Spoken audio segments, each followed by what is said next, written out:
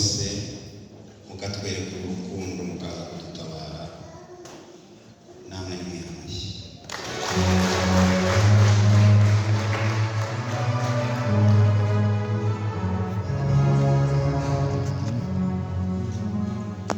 Umukecuru yitahiye,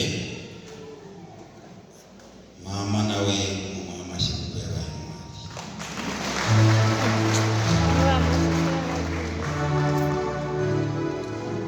Ntabwo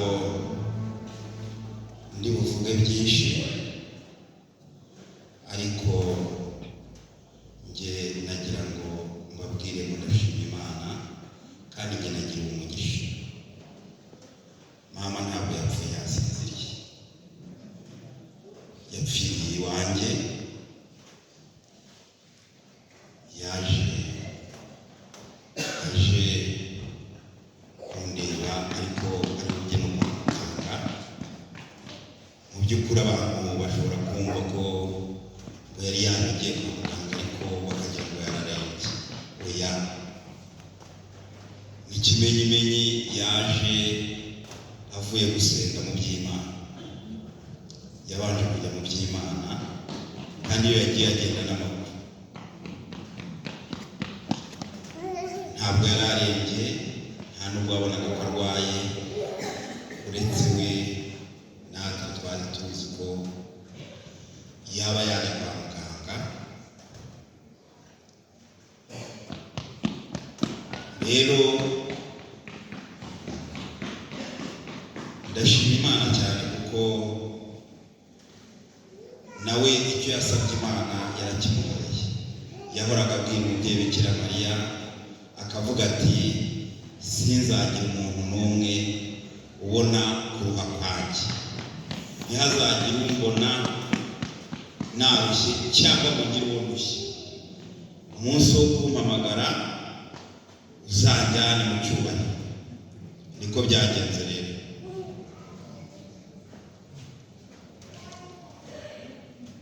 Ku itariki 14 kwa kabiri, ubwo nibwo yari yaraye mu rugo, yaje kuwa mbere. Ariko mbere y'uko aza yarambwiye ati ngeze i Kabgayi ariko ngiye kubanza njye mu kiliziya, njye kubwira umubyeyi Bikira Mariya ko mfashe urugendo rwo kuza i Kigali, hanyuma nanabasabye bana banjye.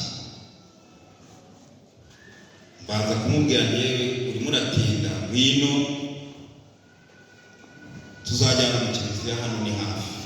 Ati oya, ntabwo naza ntabwiye umubyeyi Bikira Mariya ko mfashe urugendo.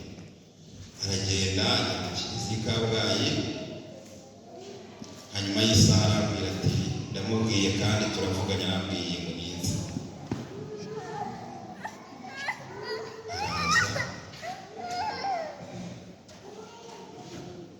Arara mu rugo, buracya kuwa kabiri tujya kwa muganga.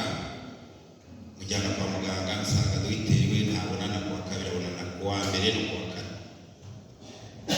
Arambwira ati reka mbe nigiriye mu rugo, wenda nzagaruke ejo njye kwirebera. Atari ko byaba bingoye. Ararara. Kuwa gatatu mu gitondo ndabyuka nditegura, nari ngiye kujya gushaka icyangombwa cy'imodoka. Turavugana ari muzima, arambwira ati ukora uko ushoboye uze kare, hanyuma ejo tuzazinduke bonane na muganga, hanyuma ubundi nitahe. Kuba ahantu mudakora mutagira icyo mukora ntabwo nashobora. Ati ninjye kwirebera inka, njye kwirebera n'abana, abavuga buzukuru. Narasohotse ndagenda, nkigenda nkimara hashize nk'iminota nka 20 nageze mu mujyi, numva umugore arampamagaye ati bamuka, ati garuka gira vuba vuba mukecuru ndavuga ni umukecuru usabaye wari musiza ari muzima abaye ati hamagara Mirasi ndayihamagara ubwo nanjye mpita nkatanagaruka nsanga mukecuru aryamye mu ntebe umugore wanjye amuri iruhande n'undi muturanyi ariko kumbi ntibazi ko yapfuye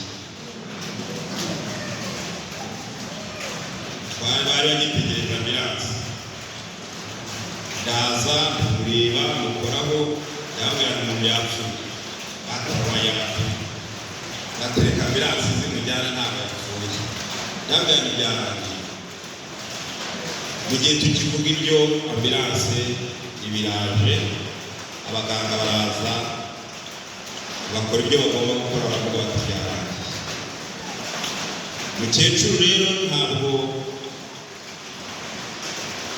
yigeze asamba yararyamye arasinzira abumba iminwa nuko yapfuye nta muntu wigeze amumubya kwa kundi umuntu akanuka oya ntabwo byigeze bibaho uko nuko yaryamye arasinzira umwuka ushiramo abandi babimenya bakajya bagira ngo arasinzira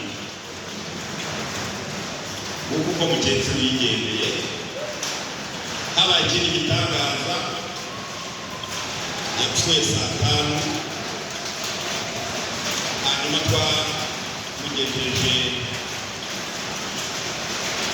mu buruhukiro saa 11 ariko akaboko kari kakiganje tugezeyo abaganga bamwakiriye baravuga bati oya ntabwo bitwaye tumushyira muri morgue ntabwo bishoboka niba yapfuye saa 5 yakagombye kuba yumva bahamagara undi mudogiteri